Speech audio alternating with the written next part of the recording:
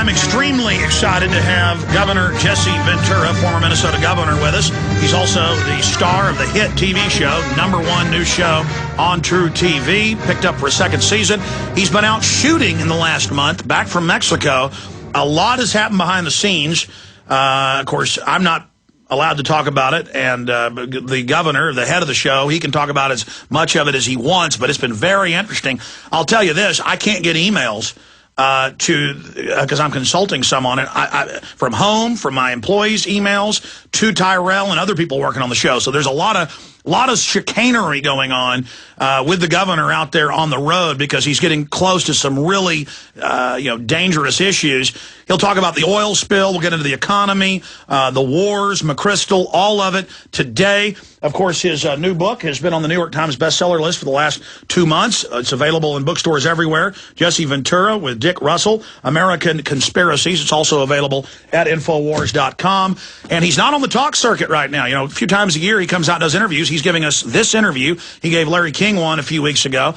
And so I feel very honored to have the governor join us. Governor, great to have you. Great to be here, Alex. No, I only did the Larry interview because they requested and that Oliver Stone was going to be on, and I thoroughly enjoy Oliver's movie making and his talent, and if we can go on that for a moment, he sent me a copy of his film. I think it's called South of the Border, the documentary, and I watched it. And as I said on Larry King, I urge everyone to watch this film because it's on Hugo Chavez and it's on South America, and it also covers how things that we're hearing here through our media are totally wrong from what the reality is down there. Well, I know the media lied and said that Chavez had said that a U.S. weapon caused the Haitian earthquake, and then it did get retracted later, but a little bitty paragraph in the Washington Post, the New York Times, he never said that. Well, the thing is about it, it's even bigger than that, Alex. It's a case of this. It's now clear to me, and don't get me wrong, I'm not anti-business, I'm not anti-anything, really. I'm a great believer in freedom. But it seems that any country that nationalizes their oil and nationalizes their natural resources and doesn't let our corporations go in there and, for lack of better terms, rape and pillage them, well, we then call that person a communist, a dictator, and we start working to oust them. I mean, we attempted a coup against Chavez back in '03, but the people, the guy's been voted into office so many times you can't imagine. All the other South American leaders love the guy. He comes from a very modest background of being one of the people. He truly is. And let people be their own judge. But when Oliver and I were on the show, here comes Congressman, what's his name from Florida? Ding Dong. Baseball, Connie Mack. And he's advocating that this film should be banned. And I ask him, have you seen it? And he goes, no. That's the big picture, Alex, is that we're supposed to be a free country. You don't have to like Hugo Chavez, but you should at least have the ability to learn about the guy from alternative sources and not just what our government tells us about him. Well, that's the Renaissance way, and I did watch the Larry King episode, and he did say, basically, ban it. And what an amazing anti-American statement. Even if I disagree with something, I think that, it should be available. We don't ban things here. Banning things, that's ridiculous. We learn because we learn all about things and then make proper judgments, and we can all make them. But you certainly can't make them if you're not getting necessarily the whole truth or can't seek alternative methods of learning about stuff. If we rely solely on our government, Alex, and the mainstream soundbite media, we will be the most ignorant nation in the world. Well, in many respects, we are. Stay there, Governor Jesse Ventura. We'll be right back. All right, for the balance of the hour, Governor Jesse Ventura joins us for this exclusive interview. And we're going to get into the open announcements of the federalization of the Internet, the march towards war with Iran. We're going to cover Lieberman and McCain's bill to secretly arrest U.S. citizens outside of judicial law.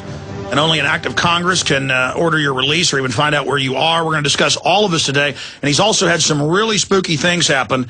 I wish he could tell you more, but he'll tell you as much as he can. With his contract with TruTV, he can't, ahead of the season, tell you what's happening with the production. But it is wild what is going on. So that's coming up later in the hour. But for folks that just joined us, Governor, you were getting into a few weeks ago when you did Larry King, one of the only interviews you've done since you got back from Mexico, and they had this congressman on calling for the censorship of this Oliver Stone movie about Latin American leaders, Hugo Chavez, and their systems of government.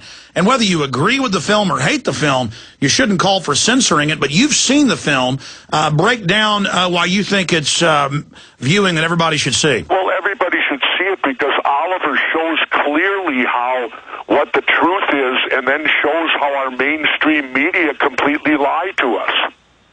They tell us a completely different story about the truth of what's going on. And the other thing that's huge is that the South American people, all they want to do is control their own destiny. They don't want us meddling and attempting to do things down there that we've been doing for decades and decades. Like one of the leaders says, I'll be happy to have a United States military base in my country if they'll give me one by Miami. Now, isn't that fair?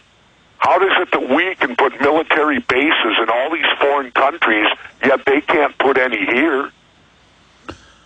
Well, on top of that, we've got... I mean, it's just things like that. And the other thing is, Alex, is they're now banding together 6 or 8 of the countries down there, and they're not going to do business necessarily on foreign policy with the U.S. unless Cuba's included. And I think that's a wonderful idea. Well, the quickest way to bring more freedom to Cuba would be to end the embargo. Absolutely. The embargo is a miserable failure. It doesn't hurt Castro or his brother a bit. The only thing it harms is the Cuban people.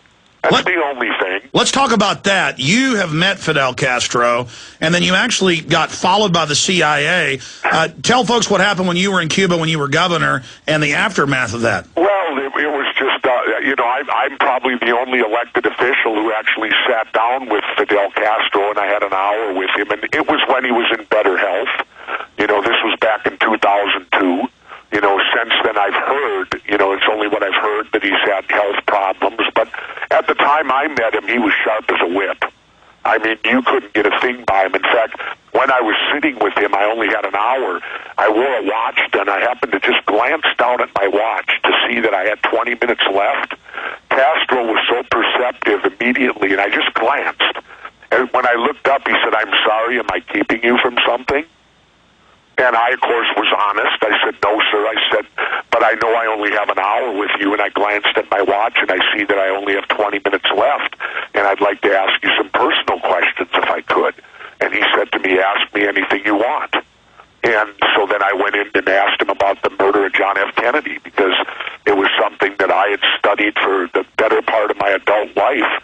And here I had a chance to talk to someone who was right in the middle of it, and who in some scenarios he was attempted to be blamed for it. And so I wanted to get his perception of what happened back then. And, if you're open-minded like me, I realize that to every story, there's going to be 3 or 4 sides to that story.